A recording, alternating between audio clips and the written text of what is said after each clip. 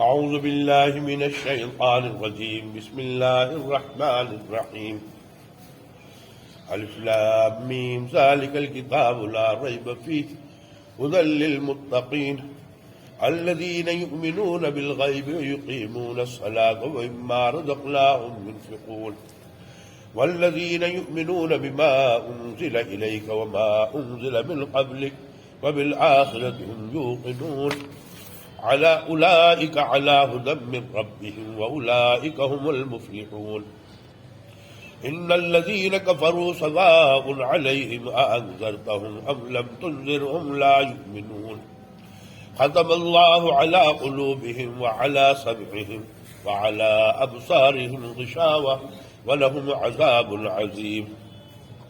محترم حضرات، یہ سورہ بقرہ ہے، اللہ نے مدینہ میں نازل فرمائی.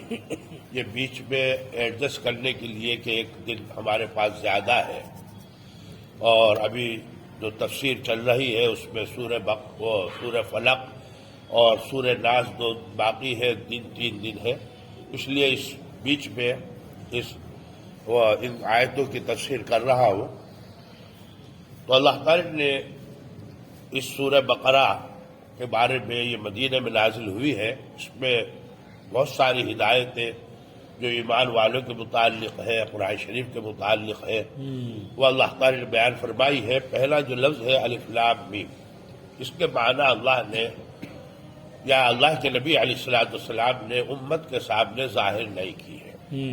یعنی اہتمام قرآن شریف میں اس بات کا کیا گیا ہے کہ جن چیزوں کے نہ جاننے سے ہمیں نقصان ہو سکتا ہے ان چیزوں کا ذکر کیا گیا، اور جن کے نہ جاننے سے ہمیں کوئی فرق نہیں پڑتا، کوئی تکلیف نہیں پڑتی ہے، تو اس لیے اس کے پیچھے پڑے نہیں ہیں، اور ہمیں بھی اس کے پیچھے نہیں پڑنا چاہیے کہ اللہ کی پتہ نہیں اس میں کیا مصلحت تھی کہ جس میں آپ نے اس کو چھپایا اور آپ کے نبی نے اس بات کو ظاہر نہیں کیا. ہمارے لیے جو ضروری تھا وہ بیان کر دیا. اب آگے اللہ تعالیٰ نے فرمایا یہ جو کتاب ہے جس کو قرآن شریف یہ اللہ کا کلام ہے، اس میں کوئی شک نہیں ہے. شک نہ ہونے کی وجہ 2 طریقے سے ہوتی ہے. ایک تو یہ کہ کتاب کے اندر کوئی کمی ہے، ایک تو یہ ہے. دوسری چیز ہوتی ہے کہ بھئی سامنے والے کی سمجھ میں کوئی کمی نہیں. تو کتاب میں تو کوئی کمی نہیں ہے، اگر کسی کو شک لگ رہا ہے تو وہ اس کے دماغ کا قصور ہو سکتا ہے. کتاب اپنی طرف سے پوری کمپلیٹ ہے، جس میں کوئی شک والی بات نہیں ہے. آگے اللہ تعالیٰ نے فرمایا کہ یہ راستہ بتلانے والی ان لوگوں کی کو ہے جو اللہ سے ڈر رکھتے ہیں، جن کے دل میں تمنا ہے، جو چاہتے ہیں، اور جن کو، کیونکہ قرآن شریف کو اللہ تعالیٰ نے ایک ایسی کتاب بتائی، بولی یہ اونٹ کی طرح سے ہے. اس کے سامنے اگر آپ سرنڈر کرو گے تو آپ کو فائدہ پہنچے گا، اور اگر آپ نے اس سے بے اطلاعی اور بے رخی اختیار کی تو یہ جیسے اللہ کہ اپنی صفتوں کے اندر غنی ہے، بے نیاز ہے، ایسی اللہ کی کتاب کی بھی خاصیت ہے کہ وہ بڑی چیز ہے، اور اس بڑی کتاب کو حاصل کرنا ہے تو آپ کو اس کے سامنے آنا پڑے گا، اپنی عاجزی بتانی پڑے گی، اپنی تمنا بتانی پڑے گی، اور آپ نہیں بتاؤ گے تو پھر آپ کے لیے فائدہ مند نہیں ہے. تو یہ اللہ نے فرمایا کہ راستہ بتلانے والی ہے اللہ سے ڈرنے والوں کو. آپ نہیں ڈرتے ہیں تو آپ کو کتاب کو بھی کوئی ضرورت نہیں ہے. اگر آپ کو فائدہ حاصل کرنا ہے، راستہ دیکھنا ہے، تو آپ کو اپنی للک بتانی پڑے گی، اپنے کو بتانا پڑے گا کہ بھئی میں متمنی ہوں، مجھے راستہ ملنا چاہیے. تو یہ کتاب آپ کو فائدہ دے گی. آگے اللہ تعالیٰ نے فرمایا کہ وہ لوگ، وہ ڈرنے والے کون لوگ، بتایا نا کہ جن کو فائدہ پہنچاتی ہے، راستہ بتاتی ہے، وہ کون لوگ ہیں. اللہ نے فرمایا وہ ڈرنے والے وہ لوگ ہیں جو اللہ کی بہت ساری چیزیں ایسی ہیں جو ہماری حواس سے خمسہ، یعنی آنکھ، کان، لمس، ذائقہ، یا اسی طریقے سے چھونے سے، یہ دماغ سے بہت ساری چیزیں ان سے پتہ چل جاتی ہے. بھائی ہوا دکھ نہیں رہی لیکن ہمارے بدن کو لگ رہی ہے تو پتہ چلتا ہے کہ ہوا ہے. تو بہت ساری چیزیں ایسی ہوتی ہیں، آنکھ سے دکھ رہی، بہت سے کانوں سے آتی ہے، منہ میں ٹیسٹ آ جاتا ہے، ناک میں سونگھتے ہیں تو خوشبو کا پتہ چل جاتا ہے، دکھتی نہیں ہے لیکن ناک میں آئی پتہ چل گیا. ایسی ہماری دماغ کہ بھئی پیچھے سے آواز آئے، ہمیں دکھ نہیں رہا، آواز آ رہی ہے، ہمارا دماغ بتا رہا ہے کہ بھئی پیچھے سے آواز کوئی ہے. تو یہ سب چیزیں جاننے کے ذریعے ہے، لیکن غیب اس کو کہا جاتا ہے کہ جو ان چیزوں سے حاصل نہ ہو. اور اللہ نے اپنے نبی کو بتایا اور نبی نے ہمیں بتایا، تو ان تمام چیزوں کے اوپر ایمان لانا، یقین کرنا، یہ وہ لوگ ہیں جو اس پر یقین کرتے ہیں۔ پھر آگے اللہ تعالیٰ نے فرمایا کہ اصل میں یہاں پر جو ہے آدمی یقین کرنے کا جو تعلق ہے وہ تین چیزوں سے ہوتا ہے۔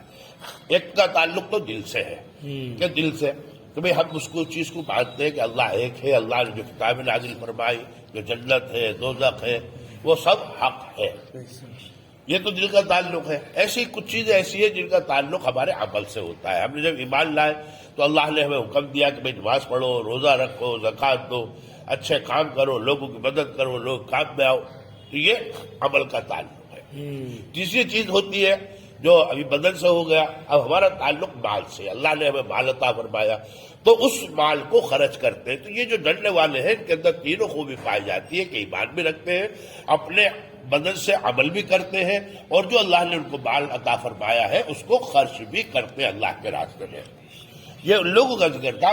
اس کے بعد میں اللہ تعالیٰ ان لوگوں کا ذکر فرما رہے ہیں، یہ یہود اور عیسائی ہیں، یعنی اہل کتاب لوگ ہیں، کہ یہ اپنی پہلی جو کتابیں تھیں ان پر بھی ایمان لائے ہیں، اور حضور صلی اللہ علیہ وسلم پر جو اللہ نے کتاب نازل فرمائی ہے اس کے اوپر بھی یہ ایمان رکھتے ہیں، اور آخرت پر بھی ایمان رکھتے ہیں۔ تو اللہ نے فرمایا کہ یہ لوگ حقیقت میں، یہ جتنے بھی لوگ ہیں اوپر سے چلے آ رہے ہیں، جو ایمان لائے، جو اچھے عمل کر رہے ہیں، جو مال خرچ کر رہے ہیں وہ بھی، اور جو لوگ نئے لوگ ہیں ایمان لانے والے اپنی کتاب پر بھی، یعنی آپ کسی بھی ایک کتاب کا انکار نہیں کر سکتے، ہر کتاب کو آپ کو مانو گے تو ہی آپ کا ایمان کہلائے گا۔ آپ یہ کہو کہ میں قرآن شریف کو مان لوں، توریت کو نہیں مانوں، انجیل کو نہیں مانوں، یا ایک کتاب کو نہیں مانوں، تو آپ کا ایمان نہیں۔ آپ کسی نبی کو مانیں، ہاں یہ ہے کہ آپ عمل قرآن شریف پر آپ کو کرنا ہے، عمل آپ کا قرآن شریف پر ہوگا، لیکن کتابوں کو سب کو آپ کو ماننا پڑے گا، یہ چیز ہے۔ پھر آگے اللہ تعالیٰ نے ان کافروں کا ذکر فرمایا کہ جن کے لیے اللہ کی طرف سے یہ طے ہو گیا ہے، یعنی مہر لگا دی ان کے دلوں کے اوپر کہ یہ لوگ ایمان نہیں لائیں گے۔ سب کافروں کا ذکر نہیں، بلکہ جیسے ابو لہب، ابو جہل، ان کے بارے میں اللہ نے طے کر دیا کہ یہ ایمان نہیں لائے، ان کا ذکر ہے۔ تو اس پہ ایک واقعہ لکھا ہے کہ یہ جو پیلے یہ لوگ کپڑے پہنتے نا، بڑے بزرگ گزرے کچوچا شریف کے، یہ وہاں پر راجستھان کے اندر آئے، اور وہاں پر راجہ تھا، راجہ مان سنگھ، بہت بڑا راجہ، اس کو بزرگوں سے بہت عقیدت تھی۔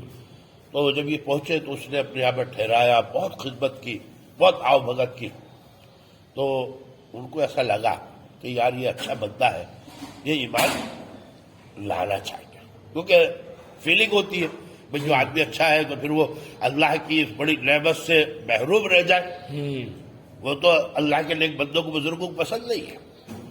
تو انہوں نے اس کو دعوت دی، اس نے کہا حضرت، بولے آپ نے کہا کہ یار تم اتنی محبت کرتے ہو، سب کچھ جانتے کرتے ہو، پھر بھی تم ایمان سے دور ہو۔ تو اس نے کہنے لگا یہ آیت پڑھی ختم اللہ علی قلوبہم، کہ ہم لوگ ان لوگوں میں سے ہیں جن کے دلوں پہ اللہ نے مہر لگا دی، ہم ایمان نہیں لا سکتے۔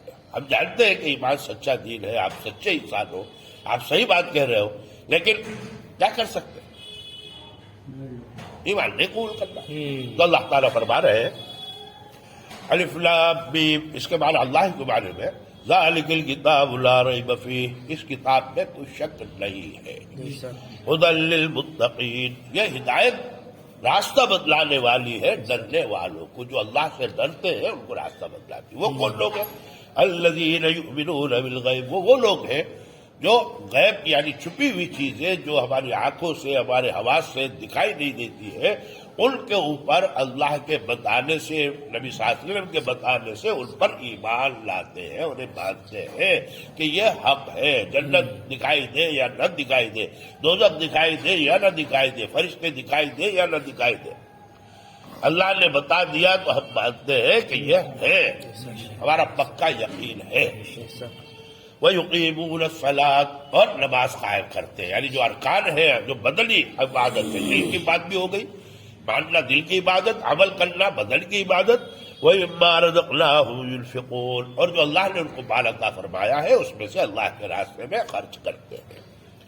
وَالَّذِينَ يُؤْمِنُونَ بِمَا أُنزِلَ إِلَيْكَ وَمَا أُنزِلَ مِن قَبْلِكَ، یہ آپ مسلمانوں کا ذکر تھا، اب یہ ان مسلمانوں کا ذکر ہے جو یہود اور عیسائیوں میں سے مسلمان ہوئے ہیں۔ تو وہ لوگ ہیں جو ایمان لائے اس چیز پر جو اللہ نے آپ پر اتاری، اور اس پر ایمان لائے جو آپ سے پہلے اتری نبیوں کے اوپر۔